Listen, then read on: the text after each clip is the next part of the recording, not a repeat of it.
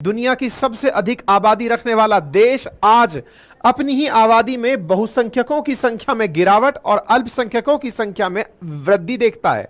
और अल्पसंख्यकों में भी मुसलमानों की आबादी में बहुत बड़ी संख्या में वृद्धि देखी गई है। ऐसा मैं नहीं, एक रिपोर्ट में दावा किया गया है। आज उस रिपोर्ट की डिटेल चर्चा करेंगे, लेकिन याद दिला दें, आज से 1 साल पहले हमने यूएन की रिपोर्ट को हवाले देते हुए बताया था कि भारत जनसंख्या में नंबर 1 हो गया था। अगर आपको ध्यान हो मेरे प्यारे साथियों, आप सभी जानते हैं कि भारत में 2011 के बाद जो हर 10 साल में होने वाली पॉपुलेशन की काउंटिंग है 2021 वाली, वो नहीं हुई है। और 2021 की पॉपुलेशन में चूंकि जनसंख्या की गणना नहीं हो पाई है, जनगणना नहीं हो पाई है, ऐसी स्थिति में यूएन ने अपनी तरफ से रिपोर्ट को निकाल दिया। लेकिन आज भी भारत के आंकड़ों में 2011 की ही रिपोर्ट्स को कंसीडर किया जाता है। इसी को ध्यान में रखते हुए हाल ही में एक रिपोर्ट आई है जो कि प्रधानमंत्री की आर्थिक सलाहकार परिषद द्वारा निकाली गई है। और उसमें कहा गया है कि भारत की जो पॉपुलेशन है उसमें हिंदू पॉपुलेशन में 8% की गिरावट देखी गई है, वहीं मुसलमानों की पॉपुलेशन में 43% वृद्धि देखी गई है आफ्टर इंडिपेंडेंस। 1950 से लेकर के अगर 2015 के बीच के आंकड़ों का जिक्र किया जाए तो यहां पर आंकड़े इस समय हेडलाइंस बने हुए हैं, देश भर की टॉप स्टोरीज बने हुए हैं। राजनीति में इसका बहुत बड़ा प्रभाव पड़ेगा, क्योंकि जहां एक और भारत में राजनीति के चलते इस समय मतलब राजनीतिक रूप से इलेक्शंस चल रहे हैं, हर पार्टी अपना एक एजेंडा लेकर चल रही है, जहां एक और मुसलमानों को दिए गए रिजर्वेशन का बीजेपी विरोध कर रही है, यह मानते हुए कि कहीं ऐसा ना हो कि भविष्य में एसटी, एससी, ओबीसी को दिए गए रिजर्वेशन कोटे में से मुस्लिमों को अल्पसंख्यक बता करके वोट पर रिजर्वेशन दिया जाए। वहीं पर कांग्रेस अपनी तरफ से यह आरोप लगाकर चल रही है कि ये लोग 400 पार का नारा इसलिए लगा रहे हैं ताकि ये रिजर्वेशन ही खत्म कर दें।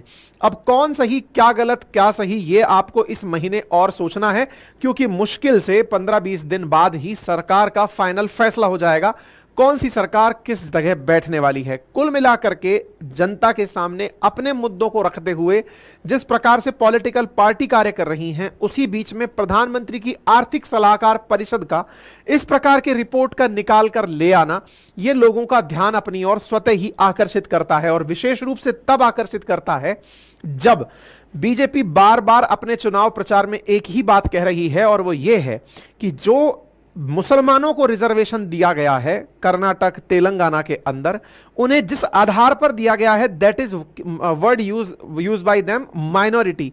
बोले ये माइनॉरिटी अगर इतनी तेजी से बढ़ रही है तो 2006-7 में इलाहाबाद हाईकोर्ट ने कहा था कि माइनॉरिटी की भी एक परिभाषा डिसाइड होनी चाहिए, कि यह ना हो कि 51% जिसकी आबादी हो वो बहुसंख्यक कहलाए और 49% जिसकी आबादी हो वो अल्पसंख्यक कहलाए। कुल मिलाकर राजनीति में इस समय माइनॉरिटी क्या है, किसको कितना रिजर्वेशन दिया जाना चाहिए, क्योंकि भारत में धर्म के आधार पर रिजर्वेशन नहीं दिया जाता। ऐसी स्थिति में धार्मिक आधार पर जो रिजर्वेशन जिन राज्यों में दिया गया है, जो कांग्रेस शासित राज्य बीजेपी बार बार प्रचार में कह रही है, बोले उसे हटाना होगा। और यदि आप नहीं हटाते हो तो ये जो स्थिति है ये और विकट हो जाएगी। तो ये सारे मायने क्या हैं, आज के सेशन में इसे डिटेल से बात करेंगे, क्योंकि इस पर अब राजनीति होना शुरू हो चुकी है। कांग्रेस का, अपोजिशन का, बीजेपी का, सब अपने अपने तरीके से इस रिपोर्ट का इस्तेमाल कर रहे हैं। इसी बीच में आपसे एक सवाल पूछ लिया जाता है, पोल में पार्टिसिपेट कर दीजिए। जरा बताइए, प्रधानमंत्री की जो आर्थिक सलाहकार परिषद है उसका इस समय चेयरमैन कौन है? आपके सामने 4 विकल्प हैं। 4 विकल्प में से जो सही आंसर है वो आप कमेंट बॉक्स में दे सकते हैं। कमेंट बॉक्स में पोल लाइव कर दिया गया है। चलिए आगे बढ़ते हैं। तो अब ये प्रधानमंत्री की आर्थिक सलाहकार परिषद होती क्या है? आप प्रधानमंत्री के सामने एक चीज तो समझते होंगे कि जब भी प्रधानमंत्री को आप इन दिनों देख रहे हैं तो वो पूरे टाइम चुनाव प्रचार में दिखाई दे रहे हैं। फिर वो देश के नीतिगत फैसले कैसे लेते होंगे? देश के लिए अगर कोई व्यवस्था करनी है, कोई भी कानून पास करना है, चूंकि अभी तो इलेक्शन का टाइम है तो कानून पास नहीं होगा, लेकिन डेली के कौन से मुद्दे हैं, देश के लिए कौन सा प्राथमिक मुद्दा है, किसको अभी तुलनात्मक रूप से जल्दी सेटल करना है, इन सब चीजों के लिए सलाह देने के लिए एक एडवाइजरी काउंसिल होती है। जैसे अपन कहते थे ना, 9 रत्न हुए किसी राजा के पास में, किसी के पास 21 रत्न हुए जो सलाह देते हैं, ऐसे ही प्रधानमंत्री के पास में आर्थिक विषयों पर सलाह देने के लिए एक इकोनॉमिक एडवाइजरी काउंसिल होती है। उस इकोनॉमिक एडवाइजरी काउंसिल के अंदर विवेक देबरॉय जो हैं वो वर्तमान में चेयरमैन हैं। आपको याद होगा एक व्यक्ति का जिक्र हुआ था, सचिन सान्याल, जिन्होंने यूपीएससी को समय की बर्बादी बताते हुए एक चर्चा की थी और हमने इस पर सेशन भी किया था। ये भी इसी इकोनॉमिक एडवाइजरी काउंसिल के मेंबर हैं, यानी कि ये वो काउंसिल है जो प्रधानमंत्री को सलाह देती है। अब आपके दिमाग में सवाल बनेगा, तो ये कौन से आर्टिकल के तहत बनी हुई है, कौन से एक्ट के तहत बनी हुई है, क्या ये कॉन्स्टिट्यूशनल है या फिर ये स्टेटुअरी है? तो ये ना तो कॉन्स्टिट्यूशनल है, ना ही ये परमानेंट बॉडी है, और ये पूरी तरह से एक ऐसी बॉडी है जो प्रधानमंत्री को सलाह देने के लिए बनाई गई है। तो मतलब ये नॉन कॉन्स्टिट्यूशनल और नॉन परमानेंट इंडिपेंडेंट बॉडी है जो प्रधानमंत्री के द्वारा या फिर गवर्नमेंट ऑफ इंडिया के द्वारा प्रधानमंत्री को सलाह देने के लिए बनाई जाती है। तो ऐसी स्थिति में इसी काउंसिल के अंदर वर्तमान में विवेक देबरॉय जो हैं वो चेयरमैन हैं। अब आपके दिमाग में सवाल बनेगा कि ये काउंसिल करती और क्या क्या काम है, क्या ऐसे ही बातें करती है या कुछ और भी करती है? देखो, ये भारत के अंदर जितने भी बड़े मुद्दे चल रहे हैं, जो इकोनॉमिक मुद्दे हैं, उनके लिए प्रधानमंत्री को सलाह देती है। मैक्रो इकोनॉमिक इंपॉर्टेंस के जो मुद्दे हैं उनके लिए प्रधानमंत्री को सलाह देती है। समय समय पर अपनी रिपोर्ट प्रधानमंत्री को अर्थव्यवस्था के आधार पर भेजती है, रिपोर्ट बना बना करके। इसके साथ साथ ये प्रधानमंत्री अगर कुछ चाह लें इससे कि आप मुझे इस विषय पर रिसर्च करके दें, तो ये रिसर्च करके देती है। अब आपके दिमाग में प्रश्न बनने लगेगा कि इसमें इतने कौन से इंटेलिजेंट लोग होते हैं जो इतनी बड़ी बड़ी सलाहें निकालते हैं? तो समझिए, सबसे पहले बात करते हैं विवेक देबरॉय की। ये नीति आयोग के मेंबर रह चुके हैं। विवेक देबरॉय चेयरमैन ऑफ काउंसिल हैं इस समय इकोनॉमिक एडवाइजरी काउंसिल के, और ये पहले नीति आयोग के मेंबर भी रह चुके हैं। इनमें दूसरे मेंबर हैं डॉक्टर शमिका रवि। बस इस नाम के ऊपर ध्यान दीजिएगा, ये इंपॉर्टेंट नाम है शमिका रवि, बिकॉज जो आज रिपोर्ट आई है वो इन्हीं ने निकाली है। शमिका रवि के साथ में दो लोगों ने मिलकर के ये जो रिपोर्ट जिस पर हम चर्चा कर रहे हैं ये इसी ने निकाली है, ठीक है ना। ये फुल टाइम मेंबर हैं और ये पहले इकोनॉमिक एडवाइजरी काउंसिल की मेंबर रह चुकी हैं। तीसरे हैं संजीव सान्याल, जो कि principal economic adviser finance ministry के रह चुके हैं, ठीक है, वो इस समय इसके मेंबर हैं। डॉक्टर साजिद जैड शेनॉय, ये चीफ इकोनॉमिस्ट रह चुके हैं। जेपी मॉर्गन नाम की जो कंपनी है, बड़ी इकोनॉमिक फर्म है, उसके अंदर चीफ इंडिया इकोनॉमिस्ट रह चुके हैं। डॉक्टर आशिमा गोयल, ये इकोनॉमिस्ट रह चुकी हैं और Indira Gandhi institute of development research की प्रोफेसर हैं। प्रोफेसर टीटी राम मोहन, यानी एक प्रकार से आप ये समझिए आईआईएम अहमदाबाद से हैं। मतलब ये समझने की जरूरत है कि यहां पर जो लोग शामिल होते हैं वो डेफिनेटली कोई ना कोई बड़ी पढ़ाई लिखाई वाली जगह से या फिर ऐसी जगह से जो थोड़ी थॉटफुल है वहां से कनेक्टेड रहते हैं, ठीक है। इन्हीं की रिपोर्ट आई है, उसका नाम है शेयर ऑफ रिलीजियस माइनॉरिटी, एक क्रॉस कंट्री एनालिसिस। अब ये इंपॉर्टेंट बात है, ये समझने की भी आवश्यकता है। जिस तरह से इस रिपोर्ट को प्रेजेंट किया जा रहा है कि देश के अंदर इतनी % आबादी हिंदुओं की घटी, इतने % मुसलमानों की बढ़ी, हिंदू मुस्लिम से ज्यादा इन्होंने पूरी दुनिया का एनालिसिस कर दिया। लगभग 167 देश हैं जिनका एनालिसिस किया है, और यह अपने आप में, मुझे बहुत सी रिपोर्ट पढ़ने का जितना भी अपन लोगों को अवसर मिलता है अपने कॉम्पिटिटिव एग्जाम्स में, अगर उसमें आप ऑब्जर्व करें तो संभवतः यह भारत की ऐसी रिपोर्ट कंसीडर की जाएगी जो दुनिया के देशों को ध्यान में रखकर बनाई गई है। मतलब भारत की एजेंसी ने रिपोर्ट बनाई है, 167 देशों के आंकड़ों का एनालिसिस किया है, यानी दुनिया के लिए भी यह रिपोर्ट काम की है। इस रिपोर्ट के अंदर आंकड़े दुनिया भर से लेकर के जो निकाली गई रिपोर्ट है उसे समझने की जरूरत है। मतलब केवल और केवल ये इंडिया पर बेस्ड नहीं है, दुनिया पर भी बेस्ड है। दुनिया को भी आईना दिखाया गया है कि जो बहुसंख्यक हैं उनकी आबादी, जिन जिन देशों में बहुसंख्यक आबादी जो भी थी, कहीं हिंदू बहुसंख्यक थे, कहीं क्रिश्चियन, कहीं पर बौद्ध, जो भी जिस जगह पर बहुसंख्यक थे, एवरेज ये देखा गया है कि बहुसंख्यकों की आबादी में 22% की गिरावट एवरेज दुनिया में देखी गई है। और वहीं जो दुनिया के 38 सबसे मोस्ट पावरफुल देश, जिन्हें ओईसीडी कंट्री कहा जाता है, जिनके पास 80% दुनिया का ट्रेड कंट्रोल होता है, उनमें तो कई देश ऐसे हैं जहां 29% तक बहुसंख्यकों की आबादी में कमी देखी गई है। तो यह अपने आप में एक ऐसी रिपोर्ट है जो रिलीजियस आधार पर लोगों को एक चेतावनी देती हुई नजर आती है, ठीक है ना। तो 1950 से 2015 के बीच का आंकड़ा इसमें इकट्ठा किया गया है, और इस रिपोर्ट के अंदर 7.8% और 43.15% का आंकड़ा पेश किया गया है। इसका नाम रखा गया है रिलीजियस माइनॉरिटी, एक क्रॉस कंट्री एनालिसिस, जिसमें यह जानकारी भी दी गई है कि भारत के अंदर 2 कम्युनिटी ऐसी हैं जिनकी जनसंख्या में गिरावट आई है। इनमें से एक का नाम है जैन कम्युनिटी और एक का नाम है पारसी कम्युनिटी। जैन कम्युनिटी की परसेंटेज में गिरावट आई है और पारसियों की संख्या में गिरावट आई है। जहां जैनों की जनसंख्या पहले 0.45% थी कुल आबादी का, वो 0.36% रह गई है कुल आबादी का। इस रिपोर्ट को तैयार किया है शमिका रवि ने, अब्राहम जोस ने और अपूर्व कुमार मिश्रा ने। इन 3 लोगों ने मिलकर के इस रिपोर्ट को तैयार किया है और इस रिपोर्ट को तैयार करने में जिस तरह के डेटा लिए गए हैं वो मैं आपको समझाने का प्रयास करता हूं। तो देखिए, भारत की आबादी कुल मिलाकर 144 करोड़ के आसपास टेंटेटिव मानी जा रही है। विकिपीडिया पर प्राप्त जो जानकारी है उसमें अगर आप देखें तो हिंदुओं की पॉपुलेशन 1951 में 84% थी।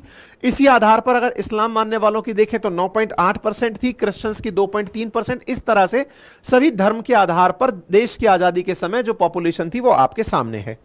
इनमें से 4 बड़ी आबादियों को अगर आप देखें तो हिंदुओं की आबादी जो कि 1950 में 84.68% थी, ये 2015 में 78.06% हो गई है, यानी कि इसकी परसेंटेज में 7.82% की गिरावट दर्ज की गई है। वहीं मुस्लिमों की आबादी 9.84% थी, जो 2015 में 14.09% हो गई है, जिसमें कि प्लस 43.15% की वृद्धि दर्ज की गई है। यह वो आंकड़ा है जिसके ऊपर अभी सभी का ध्यान फोकस हो रहा है, जिसकी मेजर वजहों में जो वजह बनाई जा रही हैं उनमें से है लोगों का धर्म परिवर्तन करना, धर्मांतरण जिसे आप कहते हैं।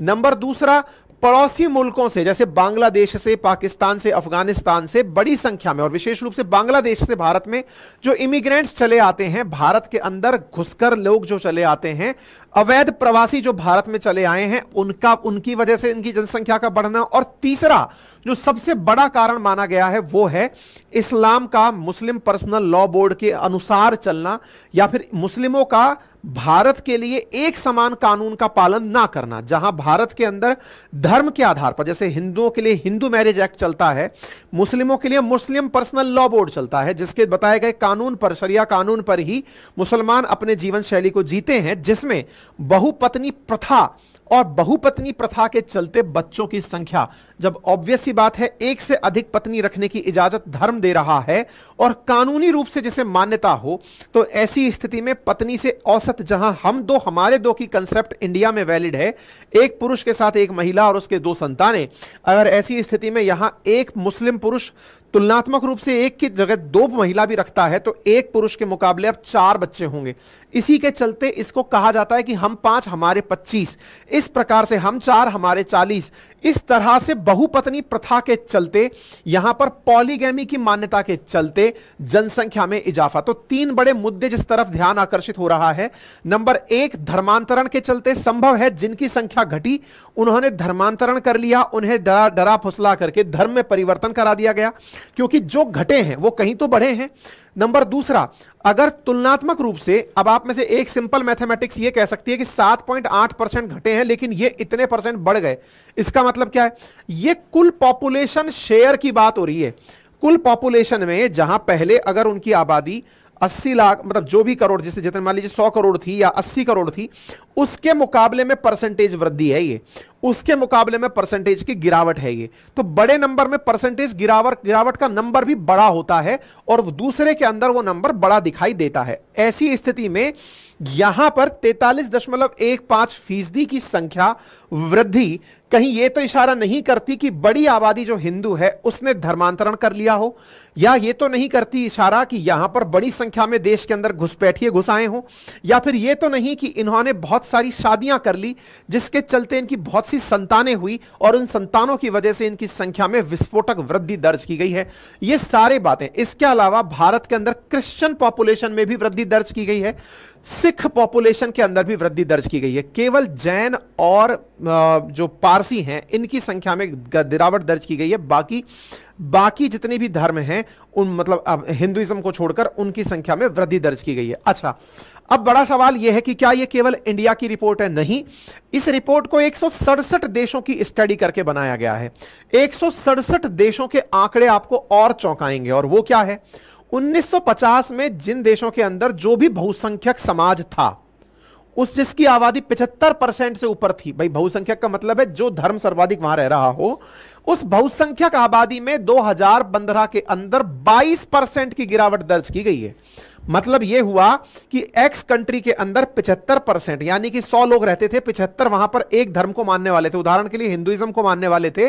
2015 में 22% तक उस आबादी के अंदर गिरावट दर्ज की गई है, यानी कि डेमोग्राफी के अंदर मेजॉरिटी संख्या घटी है। लेकिन बहुत से देश ऐसे निकलकर आए जिनमें से भारत के पड़ोसी मुल्कों का जिक्र है जिनके अंदर बहुसंख्यकों की आबादी बढ़ी है। उदाहरण के लिए पाकिस्तान, बांग्लादेश, ये वो देश हैं, श्रीलंका, ये वो देश हैं जहां पर जो मेजॉरिटी है वही बढ़ने भी लगी है। और देशों में तो औसत घटा है लेकिन इनका बढ़ा है। अब भारत के पड़ोसियों की अगर हम बात करें तो आप देखें कि भारत के अंदर जहां मेजॉरिटी यानी कि जो बहुसंख्यक लोग हैं उनकी संख्या में गिरावट दर्ज हुई है, वहीं पर अगर पाकिस्तान में चला जाए तो जो पाकिस्तान में बहुसंख्यक है, क्योंकि पाकिस्तान तो धर्म के आधार पर बना देश है ना। भारत का जब विभाजन हुआ 1947 में, तो भारत के उस समय के जो राष्ट्र निर्माता थे, जो कि स्वतंत्रता सेनानी थे, क्रांतिकारी थे, उन्होंने डिमांड की कि हम लोग सभी धर्मों को साथ लेकर चलने वाले बनेंगे, हम सेक्युलर कंट्री बनेंगे। इस्लाम के आधार पर पाकिस्तान बना। इस्लाम को मानने वालों ने अपने लिए एक अलग देश चुन लिया, लेकिन उस अलग देश में जो इस्लाम को मानने वाले थे वो तो अपना देश बना लिया अलग। कुछ इस्लाम को मानने वाले हमारे देश में भी रह गए, क्योंकि हमारे देश के अंदर उस समय की सरकारों ने कहा कि हम धर्म के आधार पर विभेद करेंगे ही नहीं, हम सबको साथ लेकर चलेंगे। और ऐसी स्थिति में सबको साथ लेते लेते पाकिस्तान में जो बहुसंख्यक हैं उनकी आबादी तो इंक्रीज हुई, और हमारे देश में जो बहुसंख्यक हैं उनकी आबादी के अंदर, जनसंख्या के अंदर गिरावट दर्ज की गई। यह आंकड़ा चीख चीख कर यही लाइन बता रहा है। यही हाल अगर आप बांग्लादेश का देखें तो बांग्लादेश के अंदर जो बहुसंख्यक हैं उनकी आबादी में वृद्धि दर्ज की गई। इसका मतलब यह हुआ कि इनके देशों में कोई अल्पसंख्यक भी रहा होगा। जी हां, तो